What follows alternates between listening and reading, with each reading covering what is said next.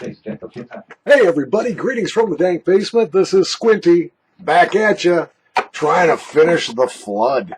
And I got snuff. Lots of snuff. Today's choice, today's option, today's delicious offering, well I hope it's delicious, is the Samuel Gawith Celtic talisman. They have great names for their snuff that mean absolutely nothing. If you hadn't talked to somebody or read a review or something, you would not know that this is supposed to be a cherry vanilla snuff.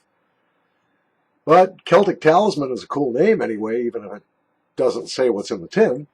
Nah, I like Samuel Gawith. Excuse me while I pound my tin. It's the only way I'm going to get it open. Vacuum tin, tough to open. Really keeps the snuff fresh until you open it, though, so it's a good thing. And I even got an old-fashioned bottle opener church key here I'm going to try to pry this with. You know, I love it. I think it's Tony Snuff and Martin Blue and a couple of other people said, oh, it's really easy to open up. You know, stick a knife in there. And like, yeah, that's what I'm going to do. A nice sharp object to stick into my eye. Ain't happening. And this isn't working either. I do have a pocket knife, but I'd really rather not use it. There we go. Hey, I got it. That's astounding. Yeah, Samuel Gawith. Some reviewers give them a lot of crap because they say that Gawith does not do fruits and florals well. They do all of the basic tobacco snuffs really well, and the SPs and stuff they do very well, but they don't do fruits and they don't do florals. And I disagree, but let's see what we got here. Reminds me of pipe tobacco. It kind of smells like a cherry pipe tobacco. You know what this reminds me of? I used to smoke really crappy pipe tobacco because I was broke, and I didn't know anything about it. I had a factory second Savinelli Briar, and I got it for like 20 bucks. It was just a steal. And one of the walls of the bowl, or part of the wall of the bowl, was a little too thin. It would get a little hot and singy. But I always used to smoke just this cheap tobacco, and I remember one called Borkum Riff Cherry. And right out of the tin, the first thing I think of is that Borkum Riff. Now, I understand that Samuel Gawith also makes a pipe tobacco called Celtic Talisman. So it's logical they would have a snuff that's called that, I guess. It smells really nice. It's kind of an artificial cherry, and I'm not getting vanilla out of the tin. The grind is medium. The moisture is medium to medium. I was going to say medium to high, but I think that's just because I had this in the freezer and I'm getting a little condensation on it. By the way, that's a trick for opening Wilson's, McChrystal's, and any of these vacuum-type tins, like from Gawith. You put it in the freezer overnight, and what it does is it pulls the ice, I guess, or the water into ice, pulls everything, and then when you take it out, of course, you have warming at different rates of the tin, which causes expansion and lets you pop it more easily. And I think that works. I really do. People argue with me on that, but screw them. Can't please everybody. All right, I'm going to have my handy hanky here just to use as kind of a platen because I don't want to drop this all over me.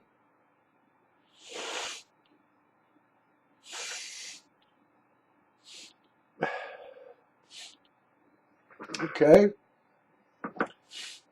Doesn't want to go up to into my nose very easily. But now that it's there, I'm going to give this a minute to blossom. I'll be right back. All right, after 2 minutes in my nose, the cherry, which is very hard, very strong, and kind of artificial, is taking over everything. I've got nothing of the tobacco flower, and I certainly don't sense any vanilla. But as I recall, Samuel Gawith's vanilla was kind of a weak vanilla to begin with.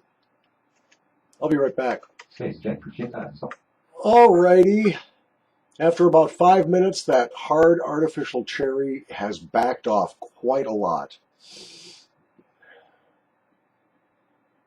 I'm still not getting any vanilla to speak of, and almost nothing of the tobacco flower. It's just like the overall flavor, the overall aroma is just getting weaker and weaker, but it's still dominated by that artificial cherry candy flavor. It's not unpleasant. I mean, I like artificial cherry candy. I just don't know if I want to put it up my nose. Again, I'll be back. I want to let this develop to its fullest potential. Shift tab, and space, click on capture wizard, multi tab, no button, direct tab, cancel button, direct in space, untype one, shift tab, finish button, shift tab, create clips with shift tab, stop capture, checkbox, spot check, space, check, create shift tab, stop capture. That's a professional video for you, isn't it? Ba-ding, clank, bang, and the talking computer. You like that? Space, check, shift tab. Okay, at about 6.5 minutes, the cherry is very manageable now. It's very, very pleasant. It's still there. And finally, I'm getting a little bit of the vanilla and a little bit of the tobacco flower. Still not quite sure about this one. Space, check. All right, let's talk about this snuff a little bit now that we're about the 7.5, 8 minute mark. This would be a good beginner snuff if only for the grind, the moisture, the sweetness, and the ease of taking it into your nose. It is not bad at all. I'm going to do another pinch just to see if it's different if I warm it a little bit between my thumb and forefinger and then put it on my boxcar, as Mr. Tony Snuff suggests. Have you checked out Tony's channel yet? He is like one of the best snuff reviewers I've ever seen. We have a couple of real stars in the snuff review community right now here on YouTube. We really do. Everybody has a different style. You've got Pete, I'm sorry, I'm going to mess this up, Pete's Snuff and Snooze. And he is just so laid back and common sense, just a normal guy, you know, and he just talks to you. He doesn't preach to you. You've got the very lively Tony Snuff, a very humorous Tony Snuff. You've got the very serious and scientific sort of, but still very friendly and pleasant Snuff Begins. You've got just the plain daft, loony, potty, as they say in England, or they used to say, Mark Williams. He's a piece of work. Some great reviewers here, so don't just look at my reviews. Hell, spend the whole night watching snuff reviews. That's what I did last night. That's why I'm running on a couple of hours of sleep.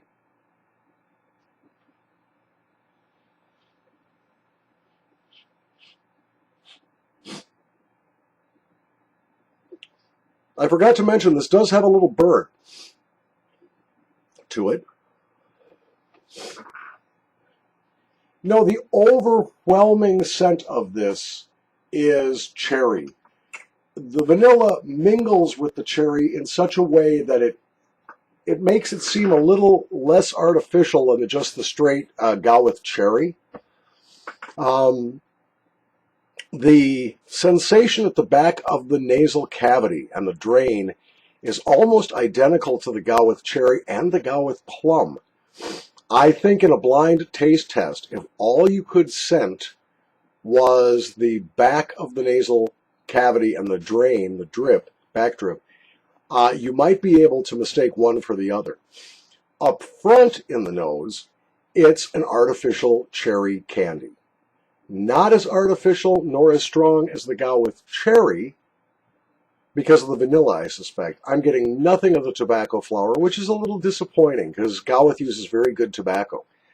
I like their tobacco snuffs. Love Elmo's Reserve. It's one of my top 5 and certainly one of my desert island snuffs. And I love their cola. There's several things that Gowith does very, very well. This isn't one of them. It's not bad. I'm still going to give it a 3. If you're a beginner, you might rate this higher. If you have tastes that run towards candy, you're going to really like this, I think. Not Cherry Lifesaver, more like Smith Brothers or Luden's Cherry Cough Drops without any menthol or eucalyptus. It smells red. I mean, it smells like, when I was a little kid, I don't know why I didn't call it cherry, I just called it red. You know, my mom would say, do you want grape, or do you want cherry, or do you want orange? I'd say red. It smells red. It reminds me very much of my childhood and trips down to the neighborhood store to score some penny candy, they used to call it. Ain't a penny anymore, and I'm showing my age. Actually, after some time in the nose, the artificial nature of the cherry fades. It becomes much more natural, very refreshing. I'm going to upgrade this to a 4. I know about 80% of the snuffs I review, I give a 4. That's because they're all blended by expert craftsmen that have been making snuff for a very long time. The recipes have stood the test of time. So how can a snuff like that be bad? But it doesn't rate excellent. I would give it a 3 for my tastes. If you like the candy snuffs, you'll give it a 4. Samuel Gowith, let's see if I can hold this tin up upside right. No, probably not, because I took the lid off and then put it back on. Is that upside down? Okay, I'll do my standard deal. I'll rotate it. You are getting sleepy.